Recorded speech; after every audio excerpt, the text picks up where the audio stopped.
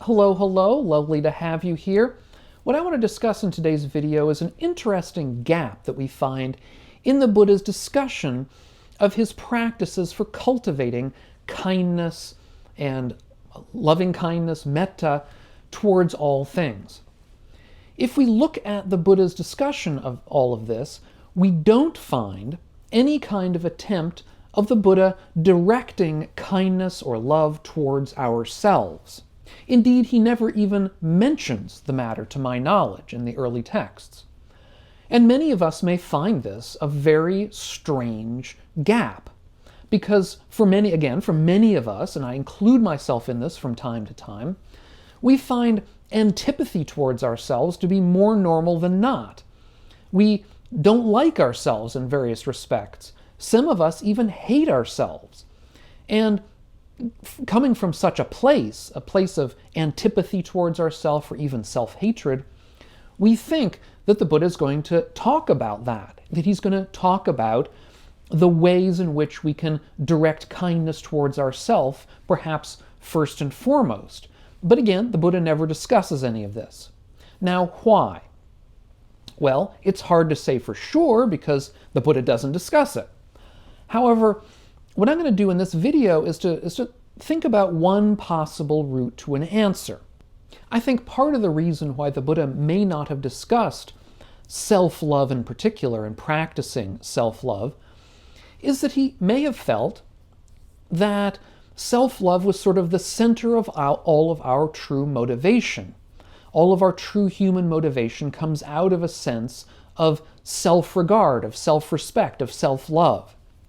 And here, I'll begin with a discussion of an early sutta where King Pasenadi, an early king at the time of the Buddha's day, discussed with the Buddha a talk that he had had with his wife the night prior. King Pasenadi apparently had gone up to his wife, whose name was Queen Mallika, and had asked her, Queen Mallika, is there anyone to you more dear than yourself? And we think, perhaps, that King Pasenadi was sort of fishing for a compliment. That is to say, perhaps King Pasenadi was expecting his wife to say something like, "Oh, dear king, there's nobody more beloved to myself than you are. I mean, nobody more beloved in the universe than you are. And I would die for you, and you're more beloved than I am to myself." But Queen Mallika, it seems, was a pretty astute and forthright woman, and so she didn't say that. What she said was what we might think she would say if she was being truthful. That is, Queen Mallika said, "No, dear king, there is nobody more dear to me than myself."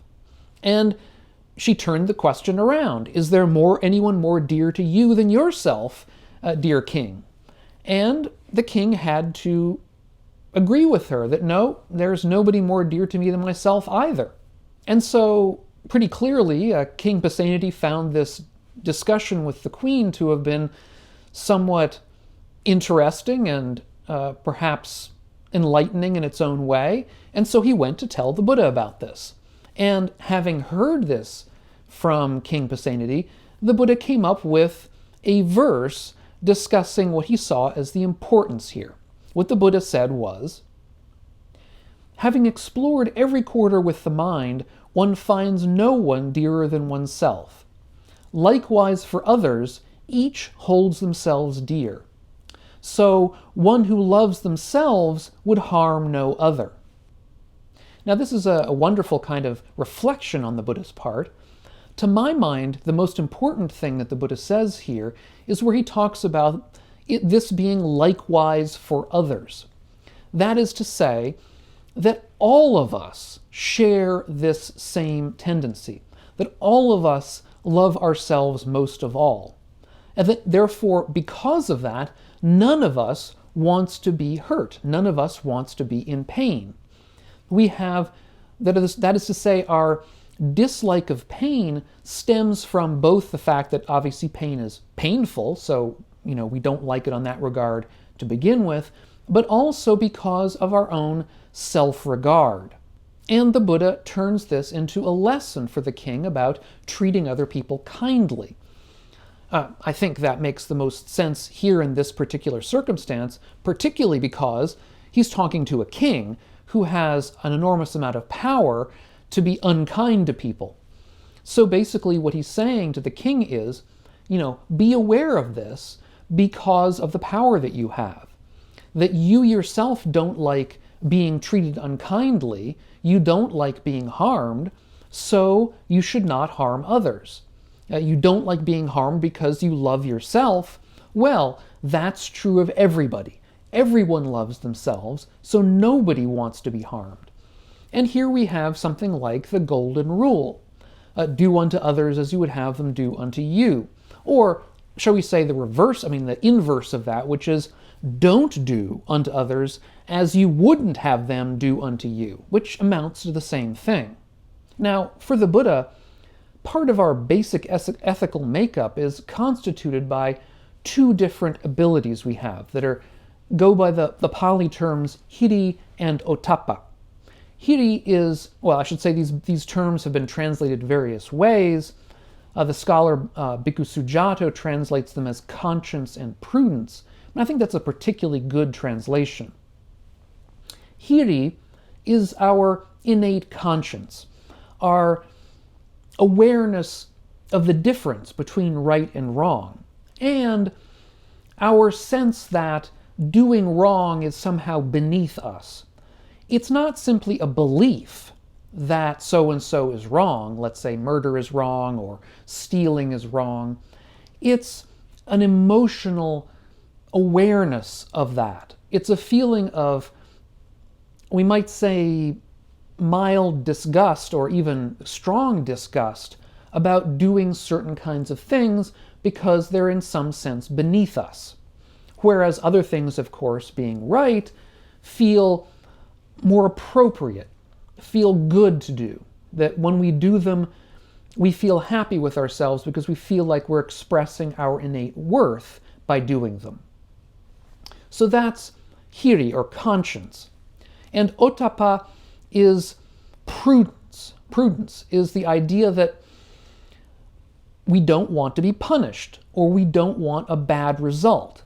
And so, in other words, there's two reasons we might have of doing or not doing certain things. One of them involves conscience, where we have a sort of an emotional feel that certain things are beneath us.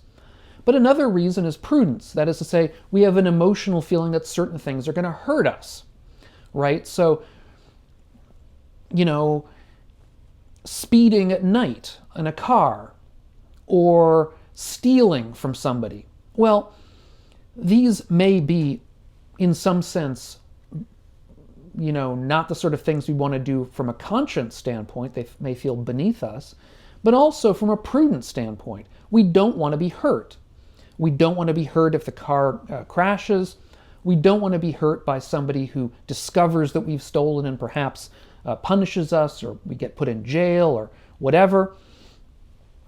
And so these are two separate abilities that we have, two separate emotional kinds of states that we get into that ground our ethical tendencies.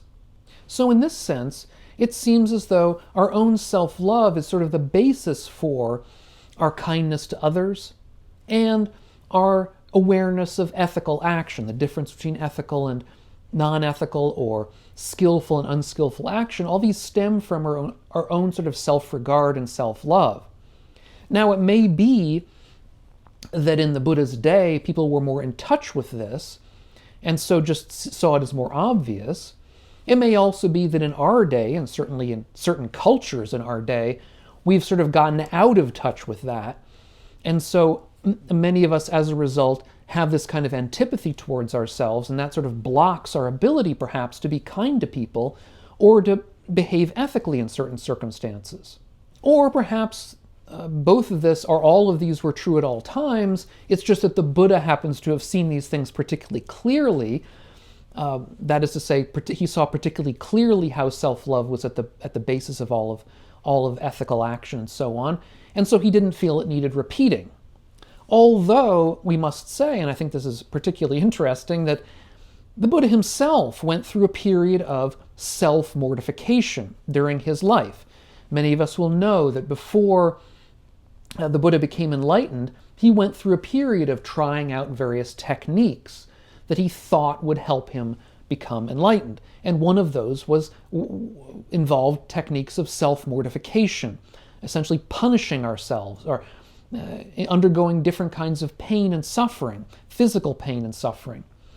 But eventually he came to a time when he gave those up. He realized that suffering was not the problem, or I should say was not the solution to the problem, that pleasure was not the problem, and that his own self-regard allowed him to eat the first food he'd eaten in a long time, or at least of any quantity in a long time, and that sort of overcoming that attempt at self-mortification is really what got him on the final road to enlightenment. And we can see that, I think we can understand that as a kind of an awareness of self-love at a particular time in his life. Now, it's also certainly possible that the Buddha didn't want to discuss directing kindness or love towards ourselves because he felt that doing that would reinforce our ordinary tendencies towards egoism. In other words, there's a very fine balance here. There's enough self-love to support our ethical tendencies and our understanding that we have to be kind to others, we should be kind to others, because, as the Buddha said to King Pasenadi, none of us want to be harmed and all of us want to have people be kind to us, basically. There's a very fine balance between that and over-tipping on the side of self-love, where we become very egoistic and thinking, since I love myself most of all, therefore I deserve most of all, I deserve everything. That's really the problem that kings tend to get themselves into. And it could be that the Buddha was aware of that possibility also. And so also for that reason, he wouldn't have wanted to emphasize self-love too much.